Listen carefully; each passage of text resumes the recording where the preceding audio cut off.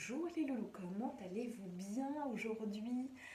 Alors, j'espère que vous prenez bien soin de vous et aujourd'hui, cette capsule vitaminée est destinée aux dirigeants, managers, DRH pour vous communiquer quelques petits trucs et astuces pour identifier des signaux faibles que vous pourrez entendre ou voir quand vous êtes en lien avec vos équipes. Et donc, pour vous accompagner et à trouver ces petits trucs et astuces, je vais vous mettre un petit peu en corrélation et en parallèle avec les travaux du docteur Laborie. Le docteur Laborie donc a prouvé scientifiquement que face à un stimuli négatif, un stress, comme nous le vivons en ce moment avec le confinement, eh bien c'est comme si notre cerveau archaïque revenait à la surface, comme si nous étions à l'ère néandertal avec nos peaux de bête. Et donc ce stress, c'est comme si nous avions un prédateur face à nous. Et la première réaction possible, c'est clairement de détaler, de prendre la fuite. Deuxième réaction possible, si je ne peux pas fuir, je vais combattre, je vais être dans le fight.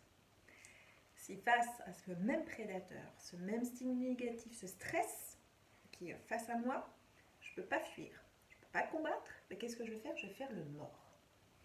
Alors ça, c'est à l'ère néandertale avec notre cerveau archaïque.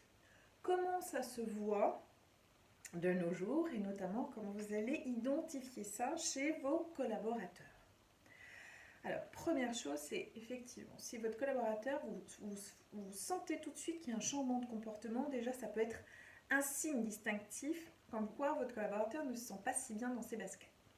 Première chose. Deuxième chose, comme je vous le disais, le docteur Laborie, première réaction face à un prédateur, donc ce stress, ce confinement, la première réaction, c'est de prendre la fuite. Comment on peut le voir lors d'une visioconférence ou lors d'un appel téléphonique? Clairement, votre collaborateur peut avoir une voix instable, bégayer, hésiter. Si vous le voyez, il peut avoir un regard fuyant. Il sera toujours dans une forme de consensus face à une proposition. Oui, ok, voilà. En tout cas, il sera un peu fuyant. Il aura envie de carapater. Rappelez-vous, face à un prédateur, première réaction, je carapate. Deuxième réaction possible, les signaux faibles possibles que vous pouvez observer. Moi, je vous le disais, on ne peut pas fuir, donc maintenant, je fight. Donc, vous avez un collaborateur qui est plutôt en mode combat face au prédateur. Donc là, clairement, on ne va pas avoir une voix fuyante, instable, on va plutôt avoir une voix très forte, limite en colère, agressive. On va avoir même le visage qui sera tendu, voire, et là, pour le coup, on aura un regard très fixe, si vous le voyez. Troisième réaction possible, pareil, le docteur Laborie disait, je ne peux pas fuir, je ne peux pas combattre, qu'est-ce que je fais? Je fais le mort. Donc dans la vraie vie, votre collaborateur, il aura des signes de fatigue, d'épuisement. Le regard, lui, sera bas. Et la voix sera fluette, faible. Voilà ce que je voulais vous partager aujourd'hui, ces petits signes distinctifs, changement de comportement et avec les 3 réactions possibles prouvées donc par le docteur Laborie qui vont permettre d'identifier ces signaux faibles chez vos collaborateurs pour vous mettre un peu plus en veille et venir un peu plus souvent aux nouvelles et en lien avec ce collaborateur pour l'accompagner.